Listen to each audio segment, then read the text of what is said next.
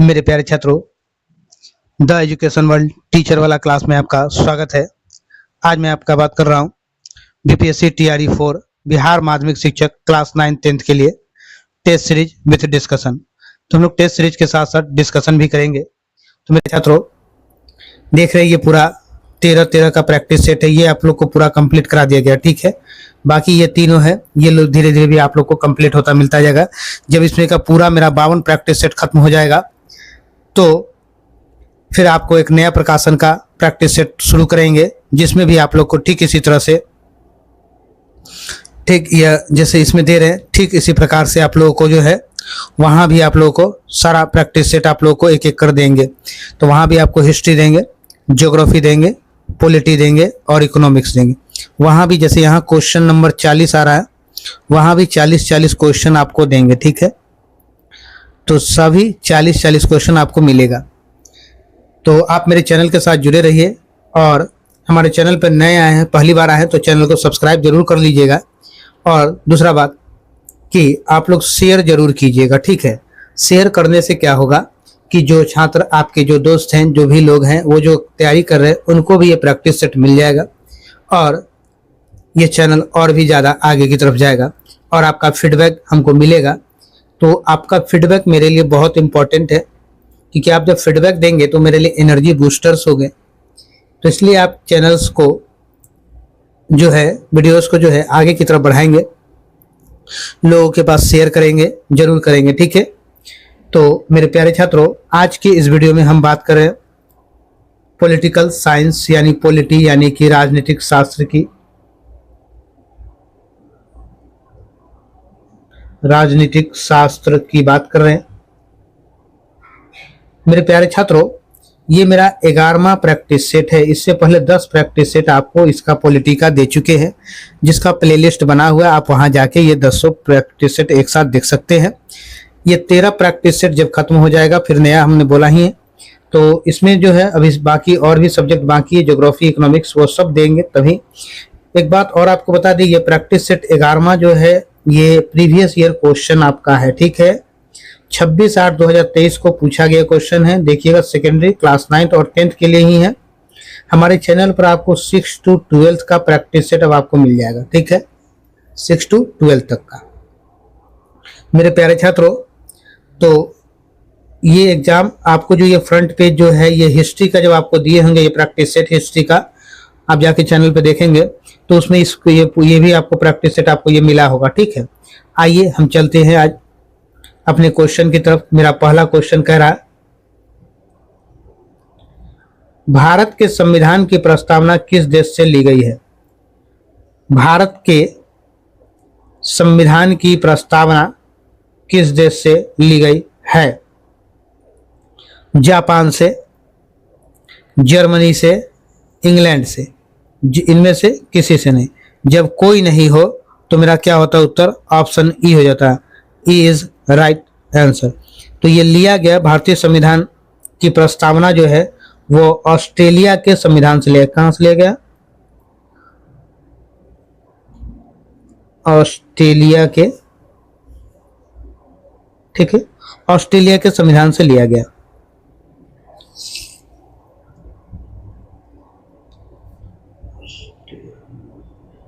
ठीक है, अब आप लोग को थोड़ा सही दिखा होगा। चलिए, तो मेरा आंसर क्या है? ऑप्शन ई हो जाएगा। आइएगा नेक्स्ट क्वेश्चन की तरफ चलते हैं, जो मेरा 122 नंबर क्वेश्चन कह रहा है, अधिकतम निर्वाचन क्षेत्र वाले राज्यों को उनके बढ़ते क्रम में व्यवस्थित कर सही विकल्प का चयन कीजिए।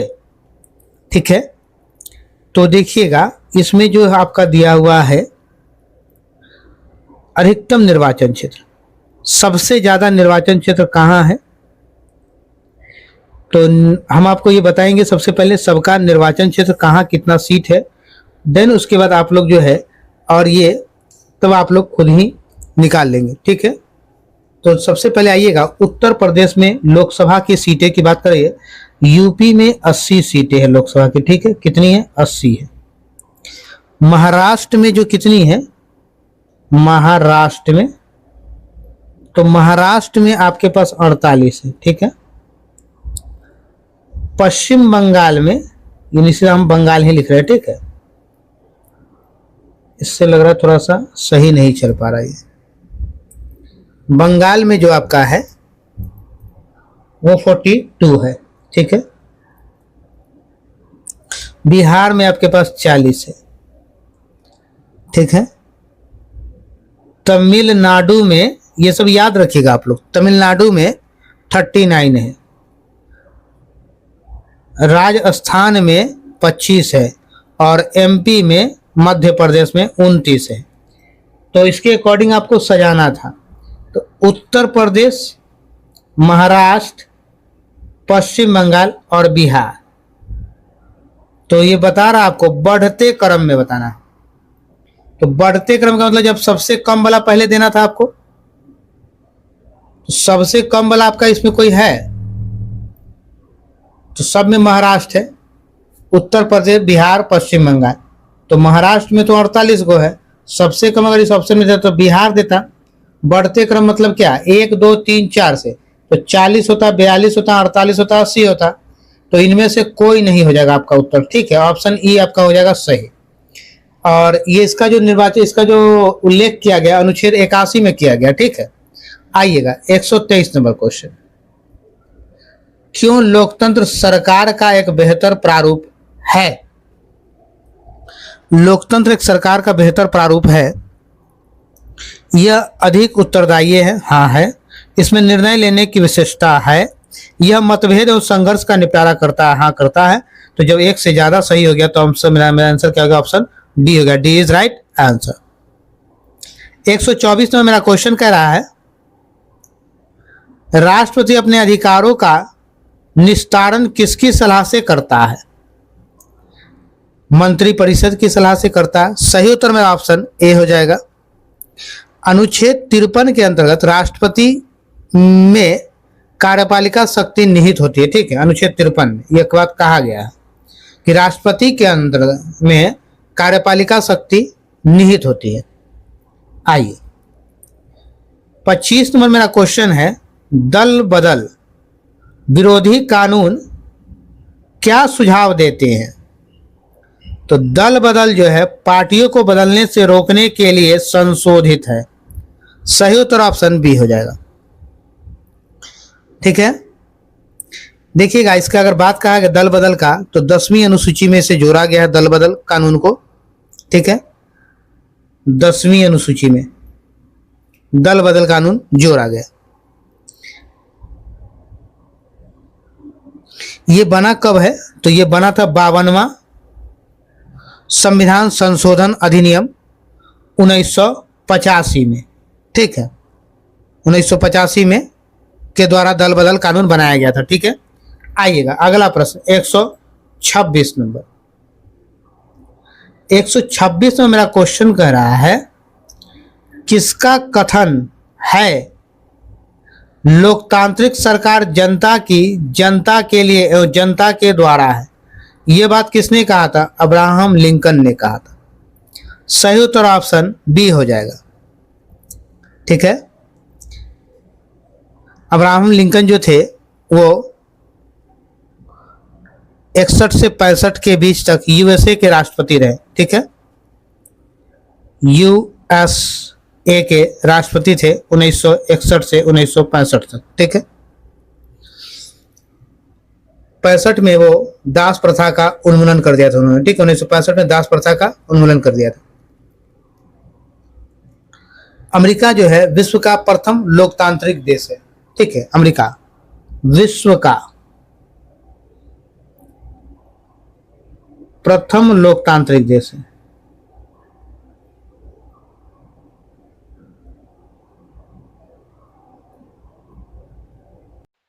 आइएगा 127 नंबर क्वेश्चन पे आते हैं। शिक्षा का अधिकार जो 1 अप्रैल 2010 को प्रभाव में आया, किस मौलिक अधिकार के अंतर्गत आता है? तो ये जो आता है समानता का अधिकार। सही उत्तर ऑप्शन ए हो जाएगा, ठीक है। देखिएगा इसमें अनुच्छेद 86वां संविधान संशोधन, 86वां संविधान संशोधन अधिनियम 2002 में, अनुच्छेद 2002 में अनुच्छेद 21(1) के अंतर्गत शिक्षा के अधिकार को मौलिक अधिकार के अंतर्गत समावेश किया गया। ठीक है, और 1 अप्रैल 2010 को इसे लागू कर दिया गया, जिसमें 6 से 14 वर्ष के बच्चों को 6 से 14 वर्ष के बच्चों को अनिवार्य निःशुल्क शिक्षा दिया जाना। समानता का अधिकार प्रथम मौलिक अधिकार है, जो अनुच्छेद 14 से 18 में वर्णित है। ठीक है, 14 से 18 में वर्णित है। चलिए नेक्स्ट क्वेश्चन मेरा 128 नंबर का रहा, किस संशोधन अधिनियम द्वारा संविधान में मौलिक कर्तव्य 1976 में निहित हुए हैं?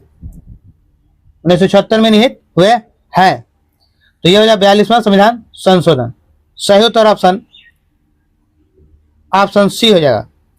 देखिएगा 42वां कब हुआ था, तो 1976 में, और 44वां पूछे आपसे तो ये कब हुआ था 44वां संविधान संशोधन, तो 1978 में। याद रखिएगा 42वां 76 में, 44वां 78 में। ठीक है, 42 में जोड़ने का काम, 44 में घटाने का काम। आइए नेक्स्ट क्वेश्चन की तरफ चलते हैं। नेक्स्ट क्वेश्चन मेरा करा, कौन संविधान सभा का सदस्य नहीं था? शरद चंद्र बोस, सरोजिनी नायडू, मौलाना आजाद, उपयुक्त में से कोई नहीं। सही उत्तर ऑप्शन ई हो जाएगा। ठीक है, संविधान सभा की मांग सर्वप्रथम कब की गई थी, तो 1934 में की गई थी। किसने किया था, तो M.N. राय के द्वारा किया गया था, M.N. राय। ठीक है, संविधान सभा में कुल 389 सदस्यों का प्रावधान किया गया था, 389 सदस्यों का प्रावधान किया गया। आइएगा 130 नंबर मेरा क्वेश्चन कर रहा है, धन विधेयक के बारे में निम्नलिखित में कौन सा कथन गलत है? कौन सा कथन गलत है? यह वित्तीय मामलों से संबंधित सही है। यह केवल लोकसभा में प्रस्तावित होता है, यह बात भी सही है। यह केवल राज्यसभा में प्रस्तावित होता है, यह गलत है। इसकी प्रकृति पर सभापति द्वारा प्रमाण की आवश्यकता होती है, हाँ होती है। तो 1, 2 सही है। इसमें क्या सही है, तो इसमें से मेरा 3 सही है। जब ज्यादा सही है तो मेरा आंसर क्या ऑप्शन डी हो जाएगा, उपयुक्त में से 1 से अधिक। सही हो तो मेरा ऑप्शन डी हो जाएगा।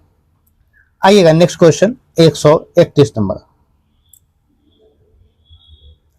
131 नंबर का रहा,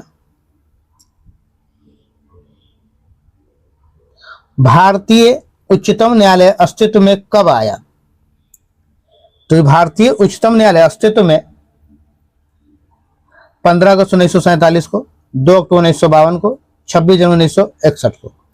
तो इन तीनों में से कोई नहीं। जब कोई नहीं हो तो मेरा आंसर क्या, उपयुक्त में से कोई नहीं। सही उत्तर ऑप्शन ई होता है। देखिएगा उच्चतम न्यायालय 26 जनवरी 1950 को अस्तित्व में आया, ये काम किया। ठीक है, इसका उद्घाटन जो है 28 जनवरी 1950 को किया गया था। ठीक है, आइएगा नेक्स्ट क्वेश्चन की तरफ चलते हैं। 132 नंबर, लोक अदालत के बारे में निम्नलिखित कथनों पर विचार कीजिए। लोक अदालत के बारे में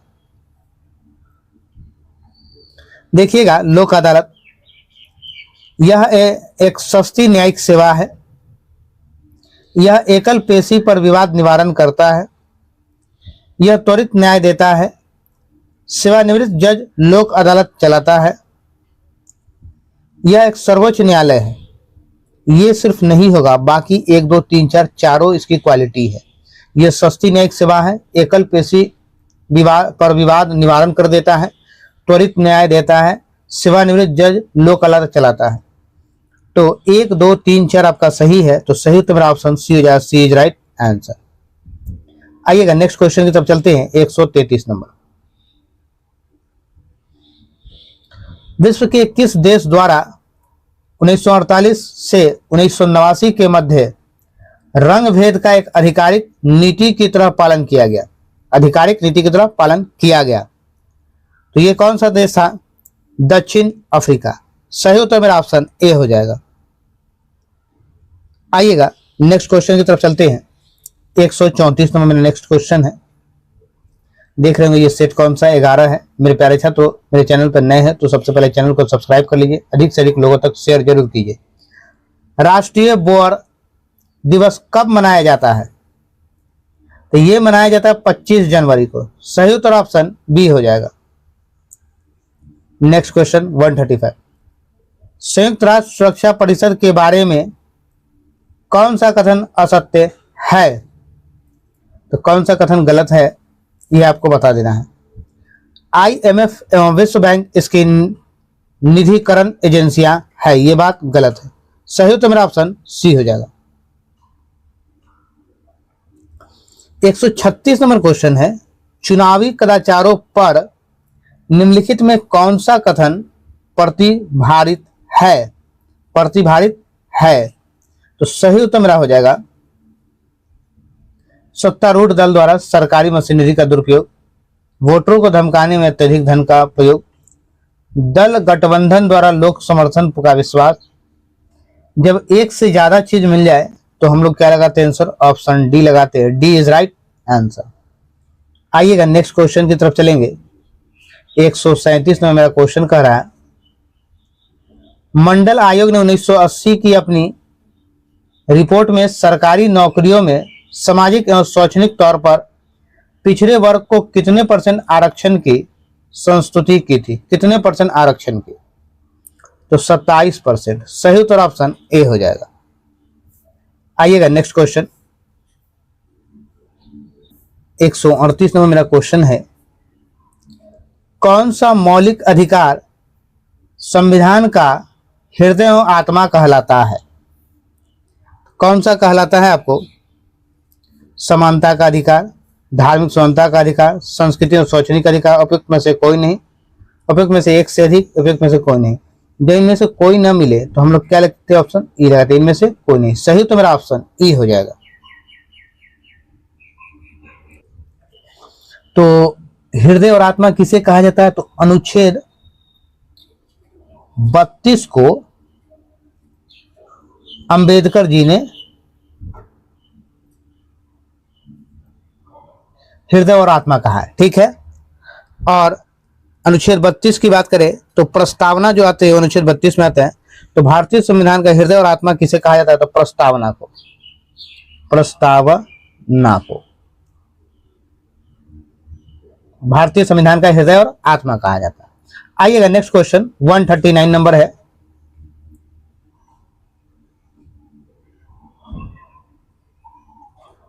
कौन सा अधिकार अल्पसंख्यकों के प्रति विशेष है? कौन सा अधिकार अल्पसंख्यकों के प्रति विशेष है? धार्मिक स्वतंत्रता का अधिकार, स्वतंत्रता का अधिकार, संवैधानिक उपचारों का अधिकार, उपयुक्त में से एक से अधिक, उपयुक्त में से कोई नहीं। जब कोई भी ना मिले तो मेरा क्या होगा आंसर? ऑप्शन ई हो जाएगा।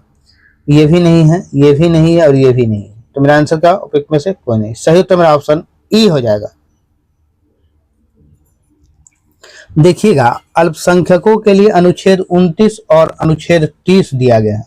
अनुच्छेद 29 एंड 30 ये दिया गया, ठीक है। तो 29 में क्या कहा गया है? 29 में इसके भाषा, लिपि और संस्कृति से संबंधित, ठीक है। अनुच्छेद 29 में भाषा, लिपि, इनकी संस्कृति और इनके संस्कृति से संबंधित बातों को कहा गया। अब अनुच्छेद 30 में जो है, अनुच्छेद 30 में शिक्षा, संस्थाओं की स्थापना, अगर कोई संस्था अपना स्थापना करें, संस्था की स्थापना, इसके अलावे आपको जो है प्रशासन करने के लिए प्रशासन, ये सब इसमें दिया गया है, ठीक है। अनुच्छेद 29 और 30 अल्पसंख्यकों के लिए एक विशेष दर्जा दिया गया इसमें। आइएगा 140 नंबर क्वेश्चन पे चलते हैं।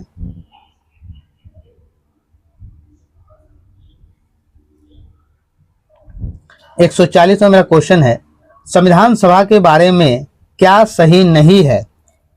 तो सही नहीं है, जुलाई 1946 में इसकी प्रथम सभा हुई, ये सही नहीं है। सही तो मेरा ऑप्शन बी हो जाएगा, ठीक है। देखिएगा संविधान सभा का गठन जुलाई 1946 में तो हुआ था, ठीक है, जुलाई 1946 में हुआ था। संविधान सभा की प्रथम बैठक जो है 9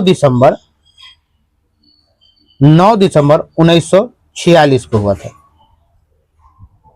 1946 को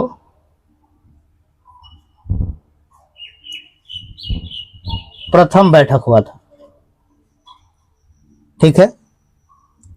11 को राजेंद्र प्रसाद को संविधान सभा का अस्थायी अध्यक्ष चुना गया। 11 दिसंबर 1946 को अस्थायी सदस्य चुन लिया गया राजेंद्र प्रसाद को। आइएगा नेक्स्ट क्वेश्चन की तरफ चलते हैं।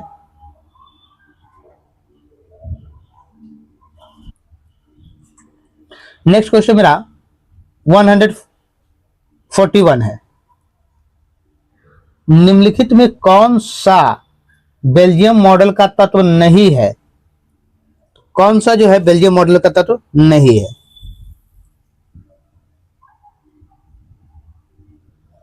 आइएगा, ब्रसेल्स की एक सरकार है जिसमें फ्रेंच और डच भाषी समुदायों का समान प्रतिनिधित्व होगा।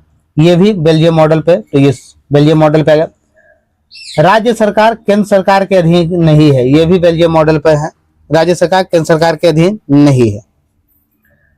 आइएगा नेक्स्ट क्वेश्चन, दो सरकारों के अतिरिक्त तीसरे प्रकार की सरकार का सामुदायिक सरकार बनाया जाता है। तो जब तीनों में से कोई ये पूछा कौन सा तत्व नहीं है, तो इस तीनों तो है, तो तीनों जब है तो मेरा आंसर क्या होगा? ई हो जाएगा। ऑप्शन ई इज मेरा राइट आंसर हो जाएगा। आइएगा, अब हम आपको बताएं, जो भारत का संघीय मॉडल जो है, यानी जो हम लोग संघीय जैसे राज्य और केंद्र मिलकर जो संघ बनते हैं, तो ये संघीय मॉडल जो है, ये जो है कनाडा मॉडल पर आधारित है। ठीक है, कनाडा से लिए कनाडा मॉडल पर आधारित है, इसलिए बेल्जियम मॉडल नहीं है। ठीक है, तो संघीय मॉडल की जब बात करें तो हम कनाडा से लिया गया। चलिए नेक्स्ट क्वेश्चन की तरफ चलते हैं। 142 नंबर 142 नंबर कह रहा है, सिहली को एकमात्र आधिकारिक भाषा के रूप में मान्यता देने के लिए किस वर्ष श्रीलंका ने अधिनियम पारित किया था? किस वर्ष पारित किया था? तो ये किया था 1956। सही उत्तर ऑप्शन बी हो जाएगा। उस समय तत्कालीन प्रधानमंत्री SWRD भंडार नायके की सरकार ने राज्य भाषा अधिनियम पारित किया। ठीक है, SWRD भंडार नायके की सरकार ने राज्य भाषा को पारित किया। आइएगा, 143 में मेरा क्वेश्चन कह रहा है, पावर शेयरिंग के बारे में कौन सा गलत है?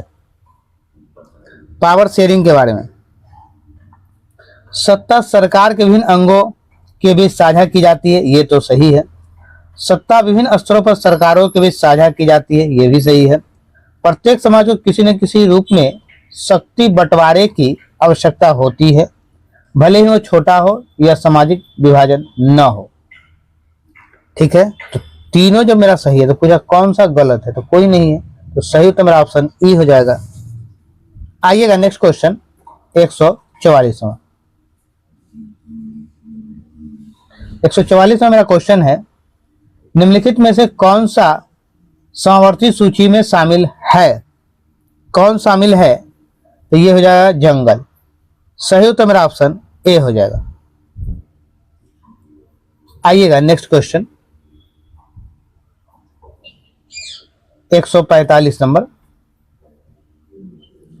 निम्नलिखित में से किस देश में सार्वजनिक जीवन में महिलाओं की भागीदारी सबसे कम है? तो ये कहाँ है? ये चीन है। सही उत्तर ऑप्शन सी हो जाएगा। आइएगा नेक्स्ट क्वेश्चन 146 नंबर, समान पारिश्रमिक अधिनियम 1976 क्या प्रदान करता है? सभी लिंगों के लिए समान वेतन। सही उत्तर ऑप्शन बी हो जाएगा।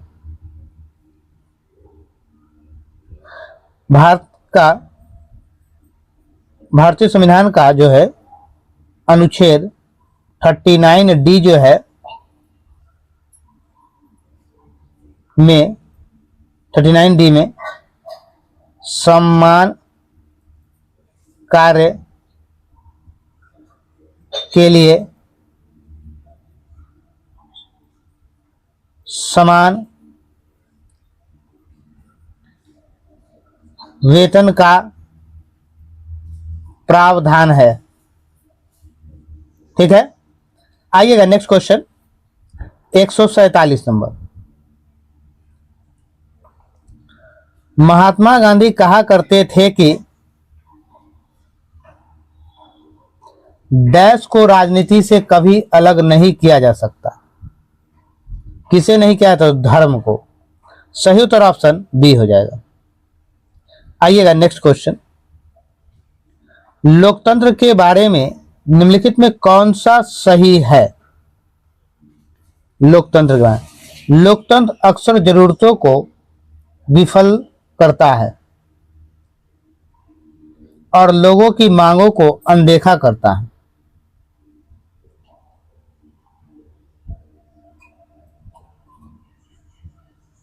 तो सही उत्तर मेरा ऑप्शन ए हो जाएगा। ए इज राइट आंसर। आइएगा 149 नंबर पे चलते हैं। 149 नंबर मेरा कह रहा है निम्नलिखित में कौन सी भूमिका राजनीतिक दलों द्वारा नहीं निभाई जाती है? वे देश के लिए कानून बनाते हैं, हाँ ये निभाई जाता है। एक पार्टी को दूसरी सरकार बनाने में सहयोग करती है, हाँ ये भी सही है। उनके विचार और मत समान हो सकते हैं सभी मुद्दों पर, ये नहीं। तो सही उत्तर मेरा ऑप्शन सी हो जाएगा। सी इज राइट आंसर। आइए 150 नंबर मेरा क्वेश्चन कह रहा है। क्वेश्चन यहाँ ऑप्शन अगले पेज में। एक राज्य पार्टी बनाने के लिए एक पार्टी को राज्य की विधानसभा के चुनाव में कुल वोटों का कम से कम डैश सुरक्षित करना होगा। कितना, क्या सुरक्षित करना होगा? 8%। सही उत्तर ऑप्शन बी हो जाएगा। आइएगा नेक्स्ट क्वेश्चन 151 नंबर है। निम्नलिखित में से कौन सा देश एक साथ आने वाले संघ के अंतर्गत आता है? संघ के अंतर्गत आता है स्विट्जरलैंड। सही उत्तर मेरा ऑप्शन बी हो जाएगा। आइएगा नेक्स्ट क्वेश्चन 152 नंबर। जब केंद्र और राज्य सरकारों से शक्ति लेकर स्थानीय सरकार को दे दी जाती है तो इसे क्या कहा जाता है?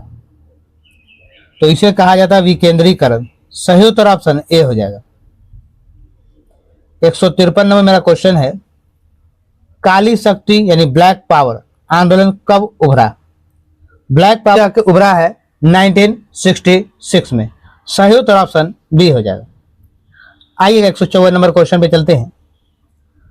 भारत के संविधान का कौन सा अनुच्छेद भारतीय निर्वाचन आयोग से संबंधित है? तो यह हो जाएगा अनुच्छेद 324। सही उत्तर ऑप्शन ए होगा। आइएगा नेक्स्ट क्वेश्चन 155। भारतीय संविधान का अनुच्छेद 300 किससे संबंधित है? तो ये मुकदमे तथा कार्यवाही से। सही उत्तर ऑप्शन ए हो जाएगा। आइएगा नेक्स्ट क्वेश्चन 156 नंबर। भारत का राष्ट्रपति कितनी बार पुनः चुनाव के लिए पात्र होता है? पुनः चुनाव के लिए पात्र होता है। एक बार नहीं, दो बार नहीं, तीन बार नहीं, उपयुक्त में से कोई नहीं। सही उत्तर ऑप्शन ई हो जाएगा। ठीक है, ये जो है कितना बार भी निर्वाचित राष्ट्रपति हो सकता है, अनुच्छेद 56 में यह कहा गया है, अनुच्छेद 56 में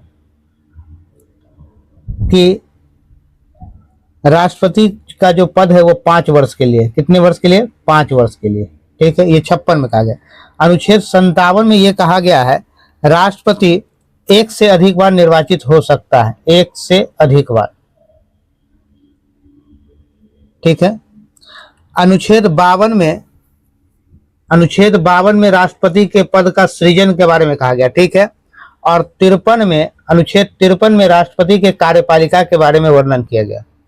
आइएगा नेक्स्ट क्वेश्चन 57 नंबर। भारतीय संविधान को बनाने में कितना समय लगा था? 2 वर्ष, 11 माह, 18 दिन। सही उत्तर ऑप्शन सी हो जाएगा। लोकसभा में प्रथम महिला सभापति कौन थी?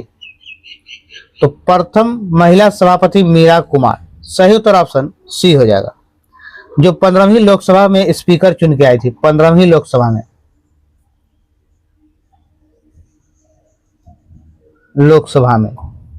स्पीकर चुन के थे। ठीक है, आइएगा नेक्स्ट क्वेश्चन। किस वर्ष राष्ट्रीय मानवाधिकार आयोग की स्थापना की गई थी? किस वर्ष? तो ये 1990 में नहीं, 91 में नहीं, 92 में नहीं। तो राष्ट्रीय मानवाधिकार आयोग का गठन जो है 12 अक्टूबर 1993 को हुआ था। सही उत्तर तो मेरा यह ऑप्शन ई हो जाएगा, इनमें से कोई नहीं। 60 नंबर है, भारतीय संविधान के अनुच्छेद 360 में राष्ट्रपति को किसकी घोषणा करने का अधिकार है? अनुच्छेद 360 में, तो ये क्या है? वित्तीय आपातकालीन की। सही उत्तर ऑप्शन ए हो जाएगा। ठीक है, देखिए राष्ट्रपति जो 3 प्रकार के आपातकाल की घोषणा करते हैं। तो पहला आपने देख लिया 360 में वित्तीय आपात, ठीक है। दूसरा 356 एक होता है। तो 356 में जो है राज्य में राष्ट्रपति शासन लगता है। ठीक है, राज्य में क्या लगता है? राष्ट्रपति शासन। राज्य में राष्ट्रपति शासन लगता है, ये 356 में। एक 352 है। 352 में क्या होता है? इसमें राष्ट्रीय आपात की स्थिति होती है, राष्ट्रीय आपात। ये तीनों अधिकार राष्ट्रपति के पास है। चलिए, इसी तरह मेरा ये पूरा 140 क्वेश्चन का ये वीडियो यहीं पे समाप्त होता है। मेरे प्यारे छात्रों, आप मेरे चैनल पे नए हैं तो सब्सक्राइब कर लीजिए, अधिक से अधिक लोगों तक शेयर कीजिएगा, जिससे कि आप लोगों को मैं और अच्छे से वीडियोस को दे पाऊँ, क्योंकि आपका सपोर्ट भी बहुत ज़रूरी है। तो मेरे प्यारे छात्रों, अगर आपको ये एग्ज़ाम तक आपका प्रैक्टिस सेट मिलता रहेगा, आपको सफल होना है तो मेहनत करनी होगी। बिना मेहनत सफलता नहीं मिलेगी, इसलिए मेहनत कीजिए। और इस बार का एग्ज़ाम पास करके, ये नौकरियों का मेला लगा है, महामेला, जिसमें नहीं कहते छूट वाली मेला है, बम्पर छूट वाली, उसी तरह का है। तो मेहनत करके नौकरी लीजिए, बहुत ज़रूरी है। अपने माता पिता के सपनों को साकार कीजिए, खुद को एक बेरोजगार के दाग से मुक्त कीजिए, और एक नौकरी लेकर आप और भी काम कर सकते हैं जब नौकरी हो जाएगी तो इसलिए बहुत ज़रूरी है आप नौकरी जरूर लें और मेहनत ईमानदारी से करें, लगातार मेहनत करते रहें। एग्ज़ाम का डेट आने और एडमिट कार्ड आने का इंतज़ार नहीं करें। तो चलिए, इस वीडियो को यहीं पे समाप्त करते हैं। हमारे चैनल पर जुड़े रहिए। हमारे चैनल पर आपको 6 to 12 तक का प्रैक्टिस सेट आपको बीपीएससी टीआरई का मिल जाएगा। फिर मिलते हैं नेक्स्ट वीडियो में। जय हिंद, जय बिहार, भारत माता की जय।